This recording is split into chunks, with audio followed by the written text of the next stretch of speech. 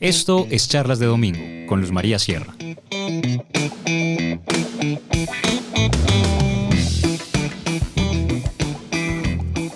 Bueno, estamos con Alberto Donadío, periodista, que fue muy célebre, don Alberto Donadío, usted cuando la época de la unidad investigativa del periódico El Tiempo, la primera unidad investigativa que hubo en Colombia, ¿no? Que fue muy importante porque estaban Daniel Samper, papá, usted y no sé si alcanzó a trabajar ahí Luis Carlos Galán, o Luis Carlos Galán era más bien del equipo del Tiempo. No, él ya no estaba, porque lo habían nombrado ministro de Educación, ya no estaba en el periódico cuando yo entré. Ajá. Ya él se había ido, por eso el doctor Santos no lo puso en el testamento.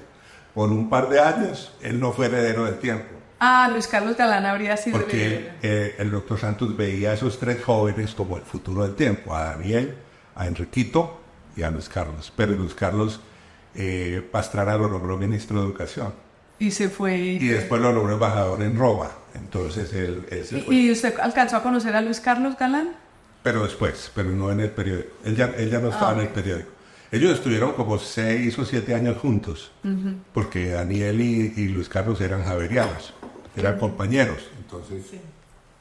Pero se lo pregunto porque usted publicó un libro. Bueno, era como para contarle un poco a quienes tal vez no lo conozcan quién era usted, y que luego se ha dedicado toda la vida al periodismo.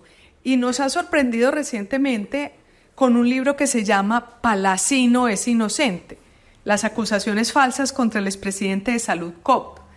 Y lo sorprende a uno porque es como un poco kamikaze usted salir a defender a alguien que ya había sido prácticamente condenado no solamente por la opinión pública, sino también casi por la justicia, de supuestamente haberse utilizado la plata de la salud en asuntos que no tenían que ver con la salud. ¿Usted por qué se metió en este tema y qué fue lo que encontró?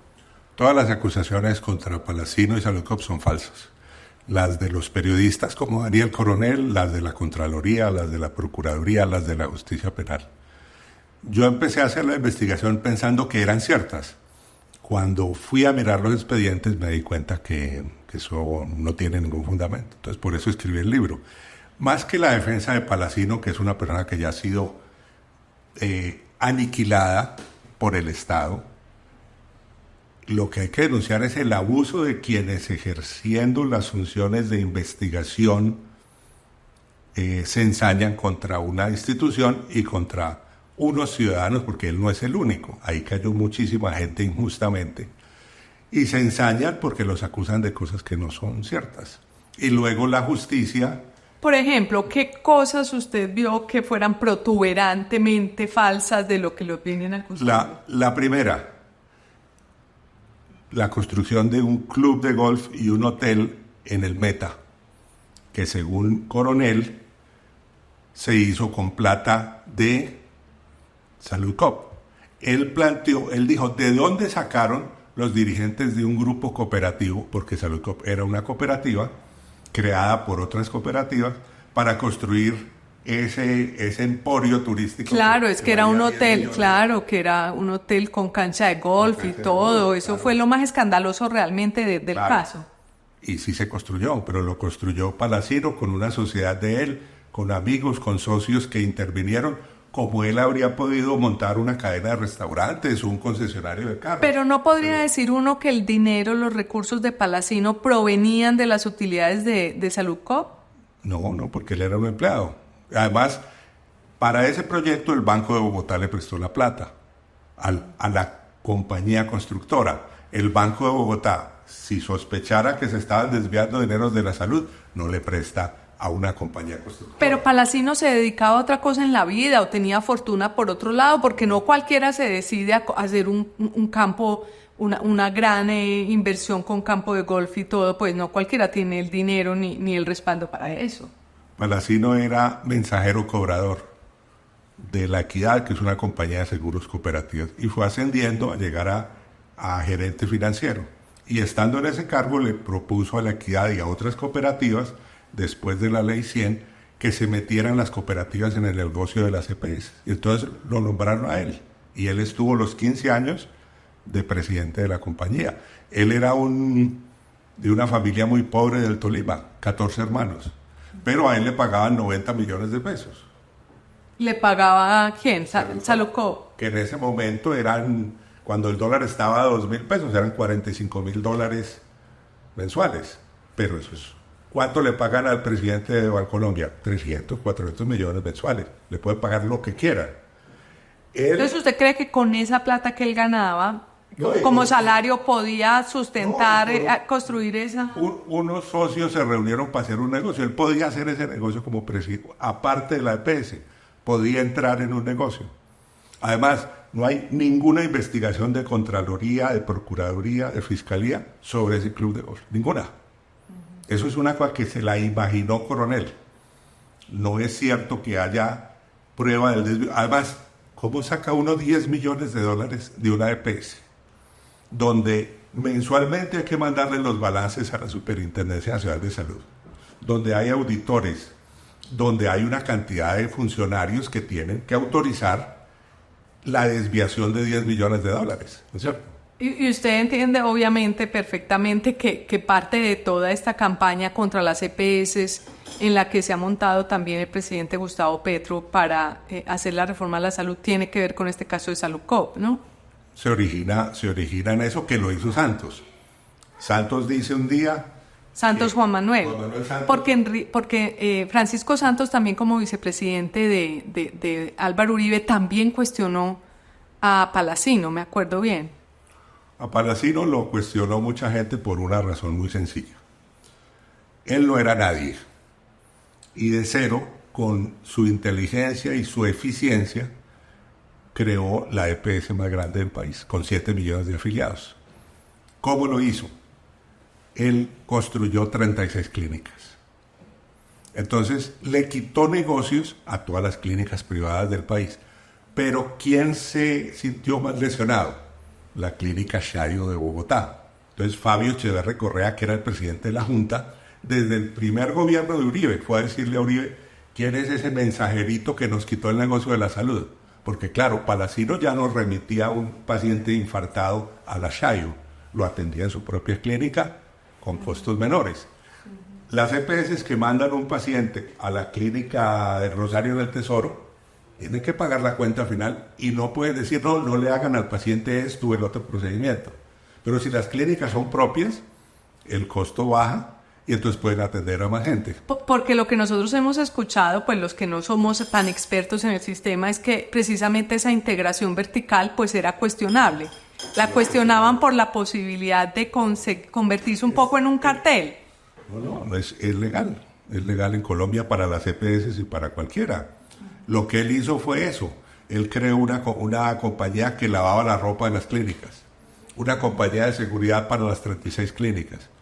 ¿Qué hizo hace 50 años Ardila Lule? Compró Postobón, después compró Peldar para tener las botellas. Tapa La Libertad para ponerle las tapas a las botellas. El ingenio azucarero para ponerle el azúcar. Eso es legal. Pero entonces usted se metió en este escándalo de Salukov pensando que sí había un escándalo. Que había un escándalo. Y que sí se habían robado la plata. Y cuando voy a ver todos los expedientes, no encuentro las pruebas. Y hace 2 años, yo tomé todos los fragmentos de las columnas de Coronel, que fue el primero que habló contra Palacino. Desde el 2010, antes de la intervención, y le escribí, le dije, usted en tal columna dijo esto, ¿me puede suministrar las pruebas? Y me contestó inmediatamente, las columnas se defienden por sí solas. ¿Eso no es cierto? Si hay una acusación en una columna, tiene que haber una documentación. Y es que todo eso es falso, todo eso es inventado. Refrésquenos un poco, ¿en qué está Palacino y en qué está Salukov en este momento? Palacino está condenado en 2 procesos penales que le abrieron. Uno, por las clínicas, no porque él se haya robado plata, peculado por apropiación a favor de Salukov. Él utilizó las utilidades de la EPS para construir las clínicas. Algunas fueron compradas y adaptadas, pero muchas fueron construidas. Pero no, a favor de él, de que él se haya robado, no hay ninguna acusación. Y la otra son los 8.000 cheques, que es una condena absurda, porque efectivamente hubo 8.000 cheques que se giraron y no se entregaron a los proveedores. ¿Pero de cuánto? Pero esos cheques, explíquenos un poco cuál era el problema. Después de la intervención, la superintendencia dijo, aquí encontramos 8.000 cheques que los habían girado, pero no se los habían entregado a los laboratorios clínicos o a las clínicas que era para pago a proveedores, pero no se habían entregado, estaban en una gaveta. Pero lo que no dijeron es que Saludcop giraba 350.000 cheques al mes, o sea, más de 4 millones al año. 8.000 no es nada. Y además habían contratado por el volumen de esos cheques una firma externa que manejaba todo eso. A esa firma recogían las facturas que presentaban esos proveedores, las analizaba y decía, sí, hay que girar el cheque, y lo giraba. Palacino no tenía ninguna función. ¿Cómo podía el presidente de la EPS girar 350.000 cheques al mes? O sea, tendría que estar dedicado. ¿Y por qué monto eran esos 8.000 cheques? Eran 270.000 millones. Pero había unos ingresos más o menos de 2 billones y medio al año en Saludcop. Pero de todas formas era una irregularidad tener engavetados 8.000 cheques. Era una irregularidad que luego se subsanó, pero ¿derivada de qué? De que el gobierno no giraba al tiempo la UPC. Y entonces ellos estaban colgados como están colgadas ahora las EPS. No le pagan a las clínicas no le pagan a los médicos, porque el gobierno no les está girando la UPC a las EPS. Y eso es un problema crónico. El año pasado, Coronel dijo que Palacino, con plata de la salud, adquirió propiedades en Colombia y en el exterior.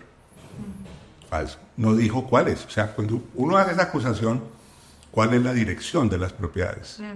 ¿Cuál es la matrícula inmobiliaria? ¿Dónde están las pruebas? Todo es inventado. Hay una campaña que la empezó él en la prensa y luego la continuó Santos, haciéndose vocero del daño económico que efectivamente Saludcop le hizo a las clínicas privadas, a la Fundación Santa Fe en Bogotá, a la clínica de Marley, a las clínicas tradicionales de Aunque Bogotá. uno pensaría que las clínicas tienen tantos pacientes que no necesariamente les hacen falta los pacientes de una EPS. No, pero sí los afectó. Y en el resto del país también. La mayor parte de las EPS, salvo por ejemplo Sanitax, que construyó 2 clínicas en Bogotá, remiten. Sura no tiene aquí una clínica. Ellos remiten a las clínicas privadas. Oye, Entonces, ¿y Palacino está en la cárcel pagando estas Palacino condenas? está detenido en la cárcel desde noviembre. ¿Y tiene una condena de cuánto tiempo? 9 años y 15 años. Y en cárcel, no en casa o en casa. No, y le negaron, teniendo él 69 años, que tendría derecho a estar en la casa, se la negaron. Hay una persecución judicial contra él que no está basada en pruebas ni en hechos.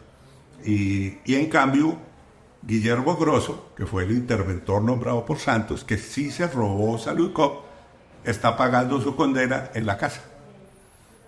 Porque está demostrado que en la intervención que la hacen en el 2011, el gobierno dice, el patrimonio de Saludcop son 500.000 millones de pesos. No está en quiebra. 4 años y medio después, cuando la liquidan, tiene un patrimonio negativo de 2.8 billones. ¿En manos de quién se quebró? Claro que se quebró, en manos del gobierno, no en manos de Palacino. Entonces, Palacino ya es una persona liquidada. A los 69 años está liquidada moralmente, toda la gente que trabajaba con él. Aquí la gerente regional de Bogotá, Cundinamarca, ganaba hasta el 2011 18 millones de pesos. Lleva más de 10 años en que no le dan trabajo. Está condenada por la Contraloría. En esa redada cogieron una cantidad de gente por acusaciones falsas. Pero lo grave es, como pasó en el caso del Banco Andino, que hubo acusaciones falsas, que se abusó del poder del Estado en la Contraloría, en la Superintendencia de Salud, en la Procuraduría y en la Justicia Penal. Porque finalmente nadie lo defendió, nadie defendió, pues digamos, no defender a Palacino, pero nadie hizo, digamos, la tarea según su investigación correcta, ninguna de estas entidades. No, es que se inventaron las pruebas. Bueno, sí lo defendía, ¿sabe quién? El fiscal general Montealegre. Que había sido abogado él porque son paisanos del Líbano a Tolima. Pero eso más bien le hizo daño. pero no lo defendió nadie porque ahí el capital, ¿quién lo puso? Las cooperativas. Ahí nadie sacó plata del bolsillo. Entonces, las cooperativas no quisieron enfrentarse abiertamente al gobierno, aunque ellos tienen denunciadas todas esas sanciones contra la EPS, las tienen demandadas ante el contencioso. Pero ya hay un clima de que Palacino es un gran delincuente. Eso es mentira. O sea, vaya a ver cada acusación, todo es mentira. Y luego hay otro factor. Él no se ha sabido defender. Él es un actuario, él es un matemático. Él no tiene ninguna capacidad retórica para defenderse. Entonces él se defiende de una manera muy aburrida con los balances y con las cuentas. Él no tiene la capacidad de pelear por sí mismo. Pero lo de él y lo de las otras personas es muy triste y muy injusto. Pero lo grave es que el poder del presidente que dice vamos a destapar la gran corrupción en la salud y vamos a empezar por Saludcop. Eso es un abuso del presidente Santos. No había ninguna prueba. Todas las EPS tienen fallas que se pueden mejorar.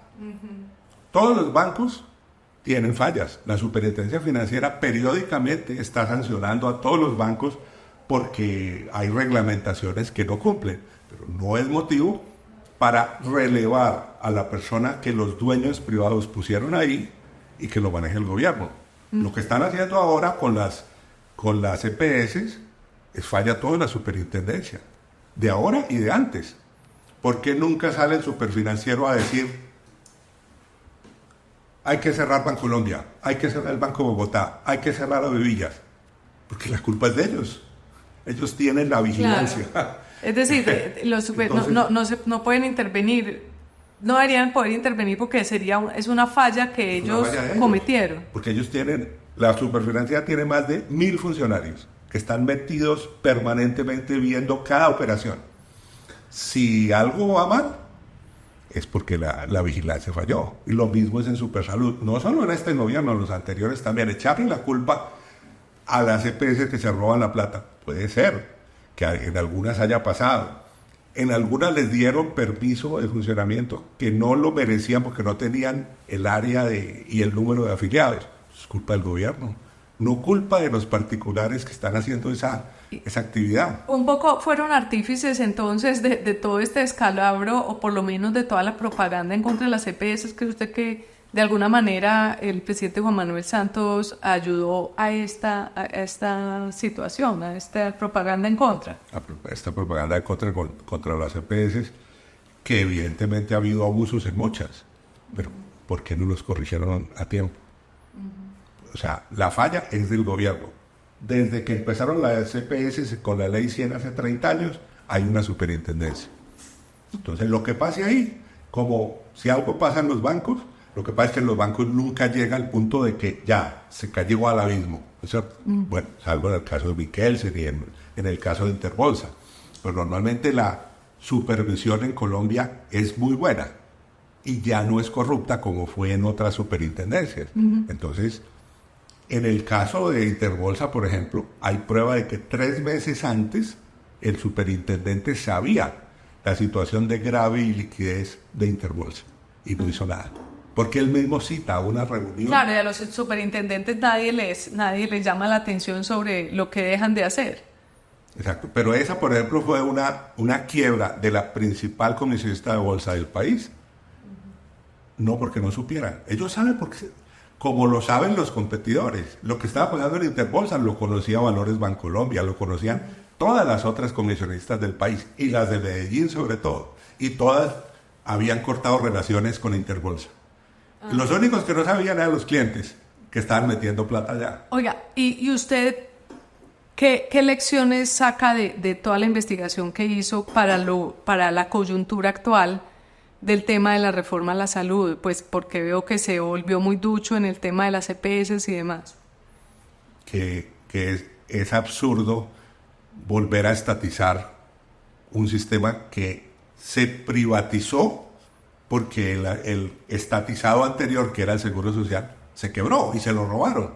Y no solo se robaron la plata de la salud, se robaron la plata de las pensiones A la gente se le olvida que Colpensiones surge porque las reservas de pensiones de todos los que pagamos en el Seguro Social Pensión no existían. Entonces hubo que inventar Colpensiones y esa plata sale del presupuesto. Colpensiones arrancó perdiendo, arrancó perdiendo y no tiene reservas. Es el presupuesto nacional. Y todo se lo robaron en esa época en que era estatizado todo. Pensiones y salud. Entonces volver a ese sistema. Primero, el sistema puede ser imperfecto y lo que dice el presidente es cierto, que es muy bueno en las capitales, pero no muy bueno fuera. Pero es que, ¿cómo hace usted para tener hospitales muy buenos en Medellín y tan buenos en Caucasia? No se puede. El que se enferma en Caucasia lo tienen que remitir para acá. Usted no puede tener atención del mismo nivel fuera de las capitales. Eso pasa en todas partes del mundo. Entonces, eso es un espejismo lo que le están planteando a la gente. Y además el manejo por parte de interventores oficiales. ¿Cómo puede saber más el interventor que acaban de poner en la EPS Sanitas que el dueño que está en España y que Petro dice que no vive en el país? ¿Y qué? Pues estamos viviendo en un mundo de globalización que Colombia invierte en el exterior. Los dueños de los bancos, el principal banco de Panamá, ¿cuál es? Banco de Colombia. Y los dueños están aquí en Medellín. Entonces, esas críticas son una tontería. Hay un señor Joseba que está en España, que él tiene esa compañía en Colombia. Él la maneja mejor porque es su compañía. Y lo quieren quebrar. Ahora, por ejemplo, desde la intervención que fue el 3 de abril, no están dejando hacer cirugías en la Clínica Colombia, que él la construyó con las utilidades de la EPS Sanitas, pero él la puso a nombre de él, porque es de él, pues de Keranti, que es la multinacional. Entonces, están mandando las cirugías a la Clínica Cafam para afectar a Keranti. Para afectar la salud de la gente. La salud de la gente. Sí. La semana pasada me llamó un amigo que es neurocirujano en Cali, que lleva 28 años trabajando en la Clínica Farallones y en la Clínica Imbanaco.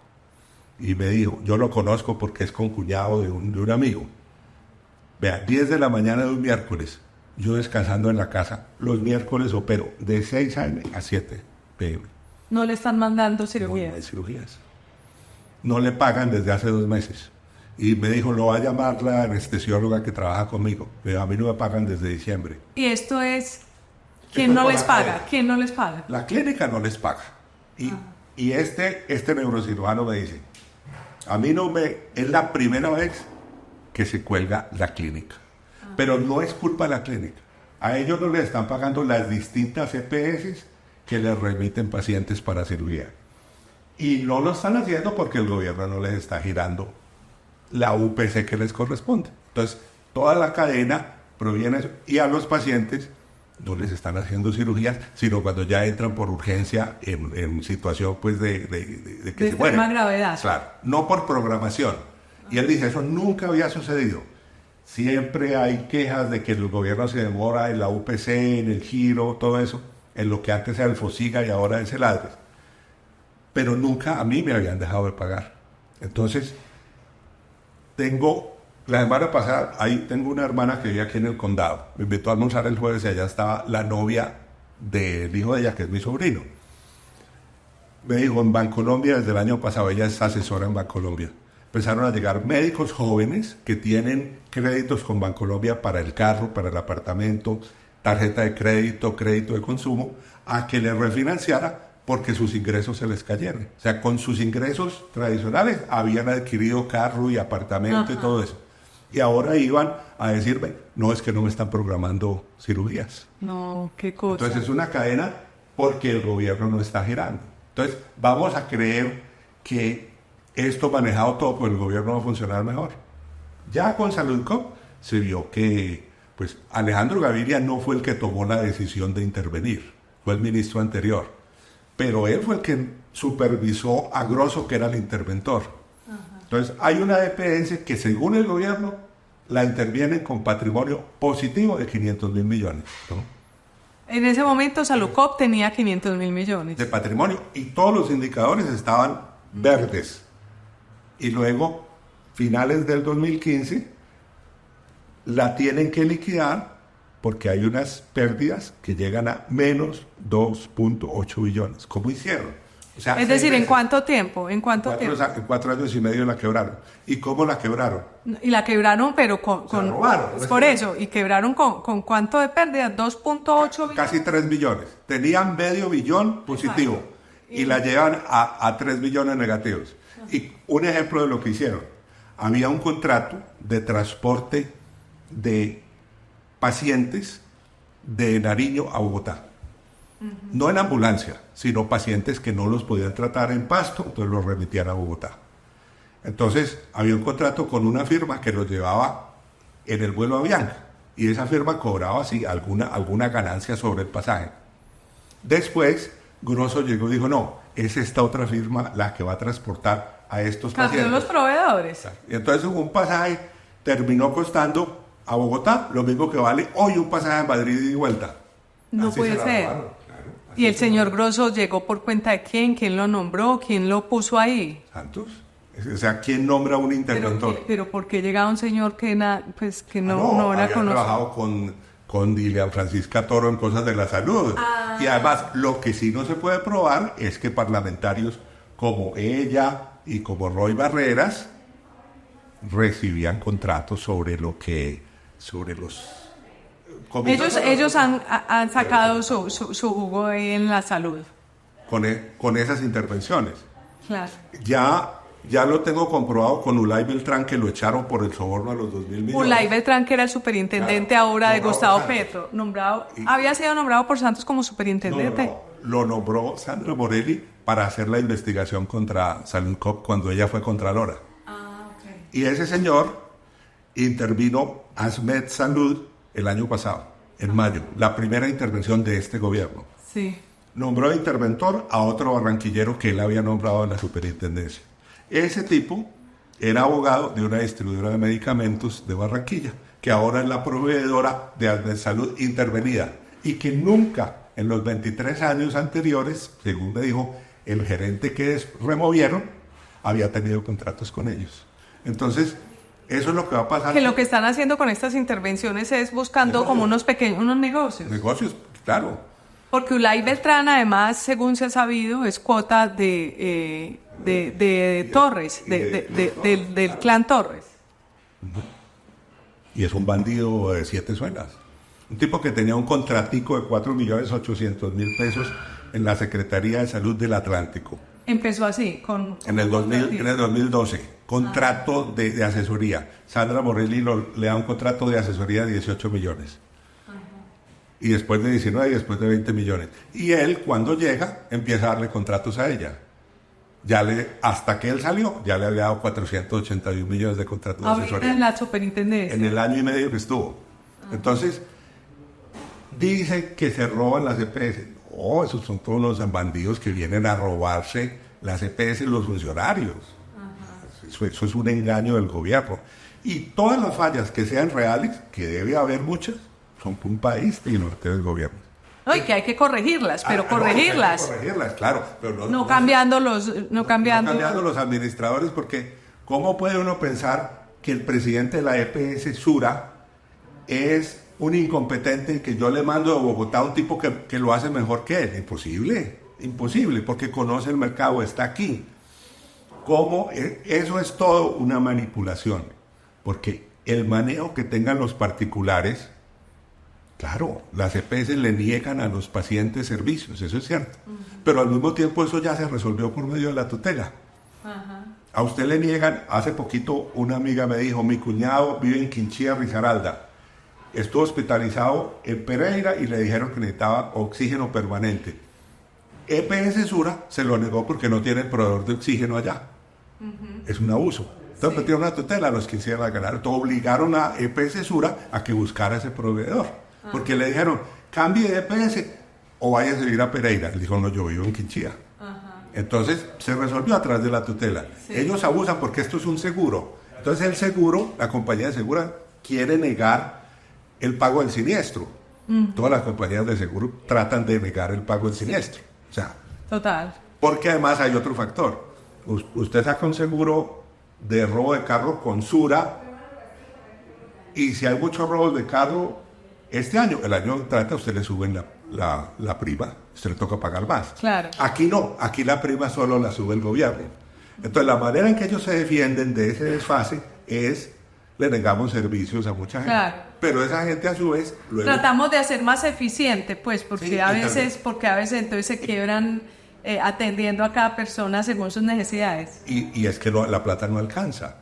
Y en los sistemas de salud que son estatizados, como en Canadá, que es prohibido el ejercicio de la medicina privada, vaya a ver lo que pasa.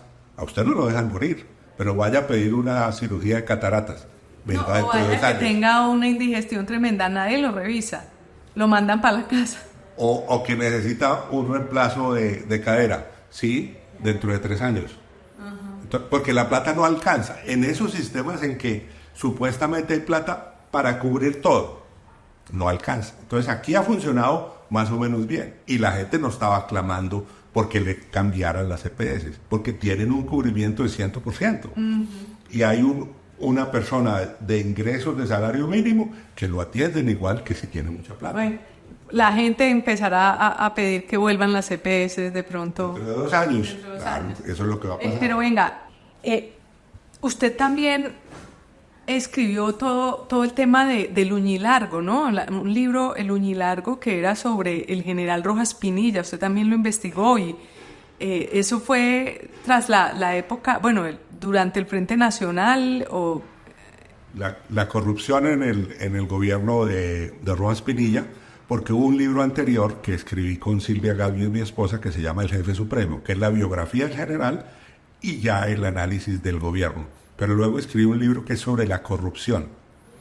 Y ese libro está basado en gran parte en un libro que publicó el colombiano, que se llama Mordaza, después de la caída de Rojas, que contiene todas las anotaciones que hacía en una libreta del director del colombiano, Fernando Gómez Martínez, de lo que no les dejaban publicar por la censura de prensa absoluta que había. Entonces, si uno va a ver los 3 tomos del juicio a Rojas, de todo lo que le sacaron a Rojas después, cuando volvió al país en el 58-59, que le hicieron un juicio, uno compara con lo que se había enterado el director del colombiano, coincide perfectamente. Y que no pudo publicar, es decir, el director del colombiano sabía todo eso y la censura no le permitió. No le permitía. Entonces, hubo una Comisión Nacional de Investigación Criminal creada después de la caída de Rojas para investigar todos los delitos de Rojas, y uno compara ese informe con lo que sale en el libro de Fernando Gómez Martínez. Él está muy bien informado, con lo que no se podía publicar. Incluso cuando matan al Cóndor, a León María Lozano, que era el gran asesino de la violencia, que estaba preso en el Valle, y Rojas ordena que lo suelten. Estaba preso por cuenta de un juez y él ordena. ¿Y por qué él ordenó que lo soltaran? Porque Rojas, cuando fue comandante de la 3ª Brigada en Cali, había patrocinado al Cóndor. Entonces dijo, yo lo tengo que sacar de allá, entonces lo manda para Bucaramanga. Es decir, Rojas también estaba involucrado con los pájaros del Valle, claro. Él estaba de comandante cuando hubo la famosa masacre de la Casa Liberal, que era una casa en el centro de Cali, donde llegaron los del detectivismo, que eran dependientes del Ministerio del Gobierno, a matar liberales, que estaban oyendo ahí a unos jefes liberales, y matan una cantidad de gente. Y la 3ª Brigada era pasando el puente. Es decir, de alguna manera acolitaron, por decirlo de alguna manera. Entonces él ordena liberar al Cóndor, que estaba preso por uno de sus muchos asesinatos, y lo mandan para Bucaramanga. Y el Cóndor está aburrido en Bucaramanga, empieza a devolverse, y ya va en Pereira. Entonces el ciclo mata, ¿no? O sea, el propio gobierno que lo libera mata al Cóndor. Cuando lo libera, claro. Y Rojas. Pero qué personaje, Rojas. Y Rojas saca la presidencia de la República, saca un comunicado lamentando la muerte del importante individuo conservador, León María Lozano, el asesino. Impresionante. En ese diario de Fernando Gómez Martínez en Mordaza, él anota eso con horror, de cómo la presidencia lamenta la muerte de un asesino, y dice, ese es un fascineroso de alto bordo. Oye, y estamos en que a ese general Rojas Pinilla es al que permanentemente se refiere el presidente Gustavo Petro como al personaje que le robaron las elecciones, como si fuera un prohombre. Exacto, y el M-19 se crea para reivindicar ese robo. Ese robo existió, pero es que fue un robo legítimo. Él le había robado la democracia al país y le había robado las libertades. Pero que un movimiento de izquierda... Bueno, no digamos que hay un robo legítimo, porque el tipo participó en las elecciones y podía ganar en las elecciones. Podía ganar las elecciones, sí, pero... Sí, pero... Él le quitó 15 años antes el juego político a los dos partidos, liberal y conservador. Y pretendía que luego le reconocieran a él el triunfo, le hicieron trampa. Pero yo lo que digo es, un movimiento de izquierda que se crea en el año 74, ¿por qué no se crea con el nombre del Che Guevara?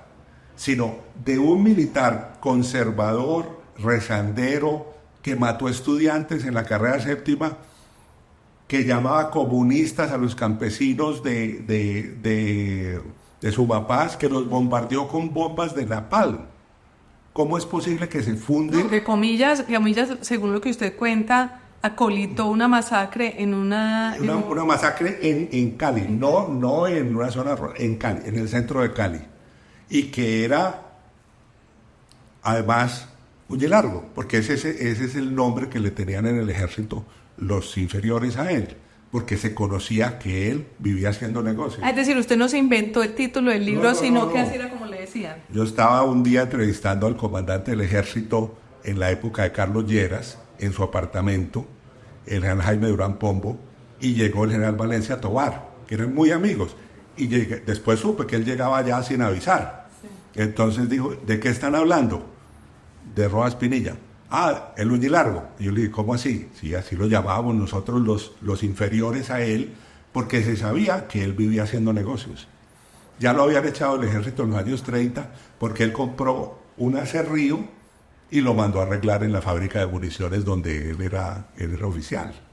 Entonces, y luego, ¿y será que Gustavo Petro sabe todo esto? Que su grupo M-19 nació como inspiración de un ladrón y de un ladrón y de un militar además de derecha, porque no fue nunca un militar de izquierda.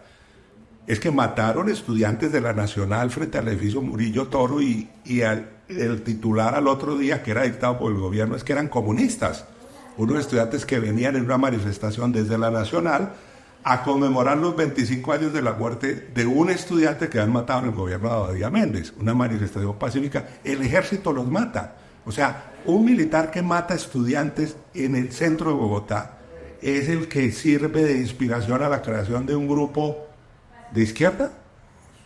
Por el cual hoy todavía el presidente hoy actuante pues un poco enfrenta a todo el país diciéndoles que va a defender ese movimiento todo el tiempo. Claro, eso no tiene ninguna explicación, porque el general solo le interesaba la plata. Una de las anotaciones que hace Fernando Gómez en Mordaza es que viene alguien y le dice, le cuenta de alguna propuesta que le llevan al presidente, y entonces no le interesa. Y en esa reunión en que está Fernando Gómez Martínez, dicen, no, es que hay que ofrecerle plata para que él se interese en esa iniciativa, porque el general es platerito. Un tipo que piensa está en el gobierno, piensa hacer negocios. Es que es el único presidente que lo ha declarado indigno el Congreso de la República, ¿no? El único, indigno por mala conducta, y que está documentado. Entra él, sus hijos y su señora en el 53 con declaraciones de renta que suman 200 y pico mil pesos. Y salen con declaraciones de renta que suman 8 millones de pesos. Que eso era plata en ese momento. Claro, el dólar estaba a 2.50.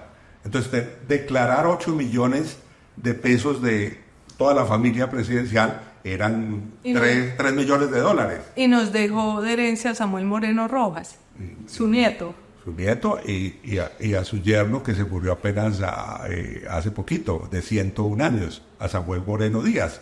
Ajá. Que era otro asesino y luego ladrón en su gobierno. Increíble que hayan durado tanto, pero bueno, la historia se encargó de castigarlos, yo creo. Pues a Samuel Moreno Rojas finalmente murió en la cárcel, yo creo que eso fue ejemplarizante. Eso dijo Alfonso Gómez Gómez, que fue el ministro de gobierno de Belisario, que era un jefe liberal de Santander que murió hace poco. Cuando cogieron al alcalde Samuel Moreno Rojas, dijo, alguna generación tenía que pagar. No pagó el abuelo, y no pagó la mamá, y no pagó el papá. Pagaron los hijos. Bueno.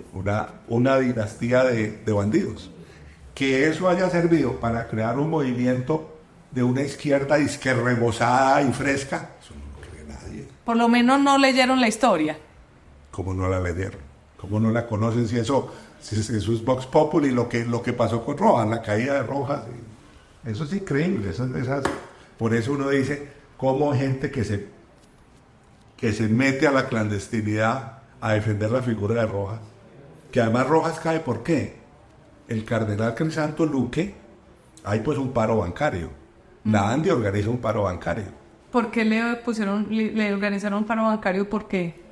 Porque la gente estaba cansada de los robos y de que él se quería quedar y que no iba a haber elecciones. Ajá. En 25 años no volvió a haber elecciones. La ANDI organizó un paro bancario, cerraron los bancos. Pero lo que le decidió a Israel el poder fue que Crisanto Luque, que era el cardenal, llama a doña Carola y le dice, díganle al general que se vaya. Doña Carola era la esposa del... Claro, que era antioqueña. Y que era más resaltada que él. No, o sea, es cuando la iglesia le dice al general, ustedes se tienen que ir, que ellos se van. En ese momento, pues la iglesia tenía un poder increíble. En absoluto. Entonces, sí. si el cardenal primado le dice al presidente que tiene que ir, y él se fue por eso. Ajá. Pero también, claro, las manifestaciones de los empresarios, de los estudiantes, y que el país se paralizó. Ajá. Un país sin bancos, 3 días sin bancos, no funciona. Ajá. Eso se puede hacer. Yo a la gente que le digo que Petro se va a quedar, eso es muy fácil, no hay que echar bala, se cierran los bancos, ay, Dios el gobierno mío. se cae. Pero eso no va a pasar. Eso no va a pasar. No, esas cosas de pronto generan problemas mayores. Eso no va a pasar. Él se va a ir, porque él ni siquiera es dictador. Él asusta a la gente con eso. Él no es dictador. No tiene la capacidad de organización ni quiera pasar dictador. Aparte de que no tiene con quién implantar una ¿Usted dictadura. cree que él no se va a quedar? No se queda, no. Eso es puchipluma, eso es. Él no se va a quedar. Además no tiene a nadie, está solo. A uno le da lástima. Como un tipo que fue un gran orador y un gran parlamentario de izquierda y que denunció muchas cosas importantes, hoy él mismo eso lo acabó él mismo. O sea, ya nadie reivindica lo que él fue durante 20 años de enfrentarse a gente que lo habría podido matar. Y por meterse en una cosa que no sabía hacer. ¿Qué es que gobernar? Que no sabe gobernar. Y que además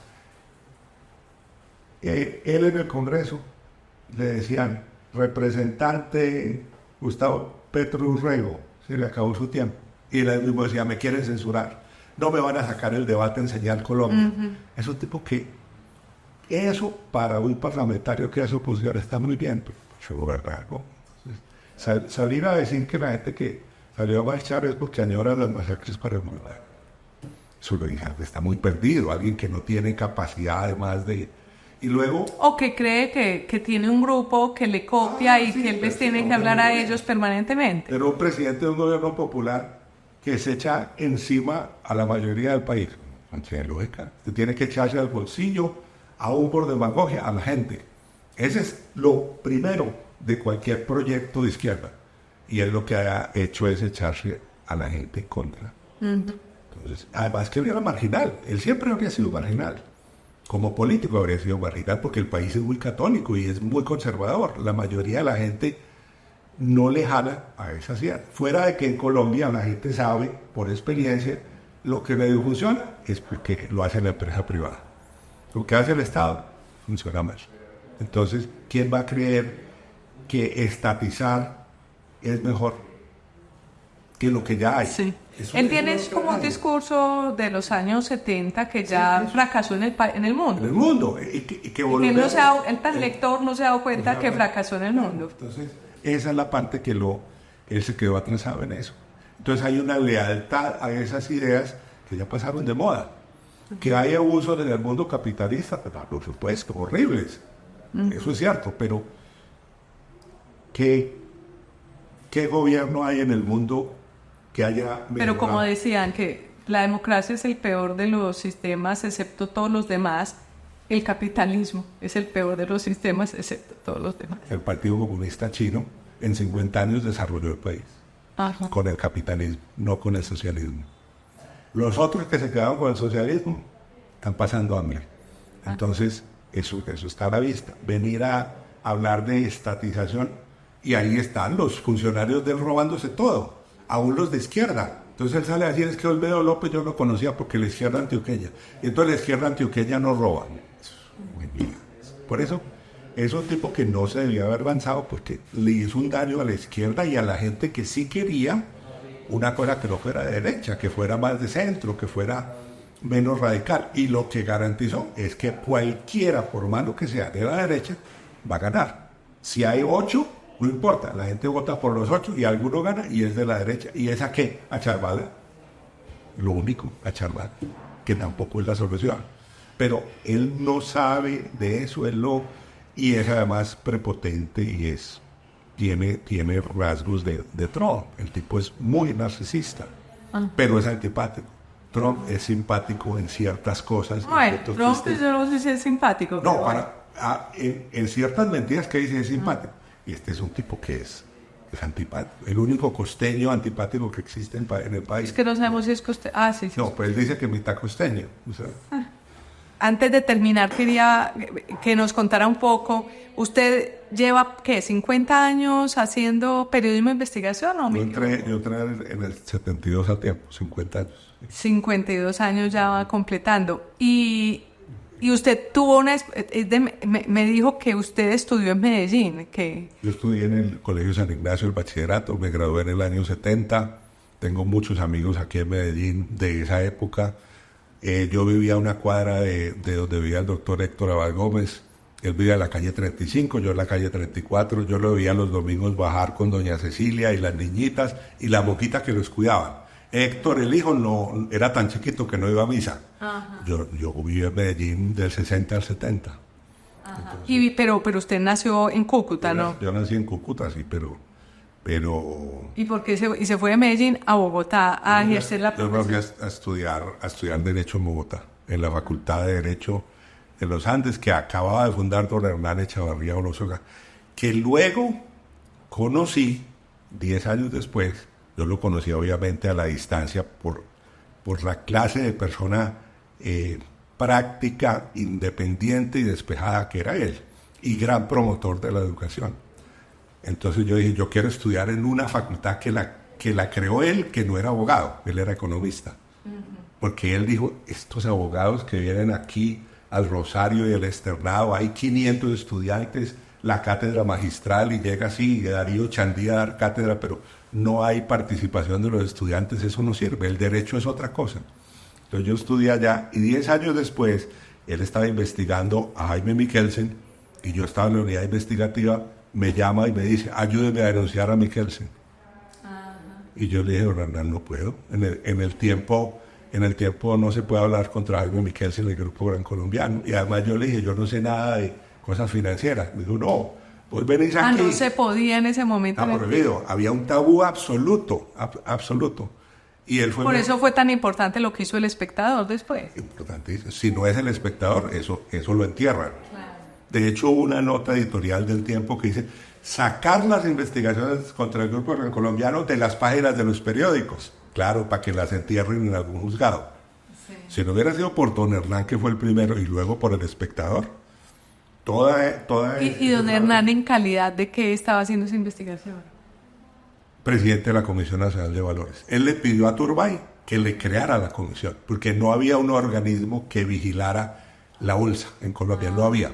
La superbancaria... Y la manipulaban entonces. Era así, o sea, eso era tierra de nadie. Entonces él, porque él fue realmente el que defendió todas las empresas antioqueñas que se las quería robar Mikkelsen. Que fue el inicio del GEA. La defensa en contra de Mikkelsen fue el inicio del GEA. Pero antes del GEA estuvo don Hernán Echavarría. Él fue el que vio, este bandido se va a quedar con tabaco, Simesa, Nacional de Chocolates, Noel, todas esas empresas. Y él de hecho se quedó con ellas a través de manipulación bursátil con plata de los fondos de inversión que él tenía en el Grupo Gran Colombiano. Entonces, ¿qué pasó? Esas eran compañías que tenían toda la vida un precio estable. De pronto, las acciones de Noel pasan de 20 a 100 pesos. Entonces, compradas con plata de los fondos de inversión. Había 37,000 inversionistas. Entonces la gente dice, eso está muy bueno. Compremos títulos del fondo de inversión Gran Colombiano, porque eso está dando. Y lo que pasaba era que era. Y luego cuando la subió, después dejó de subirlas, que era una subida artificial, o sea, era una operación no representativa del mercado, era el solo.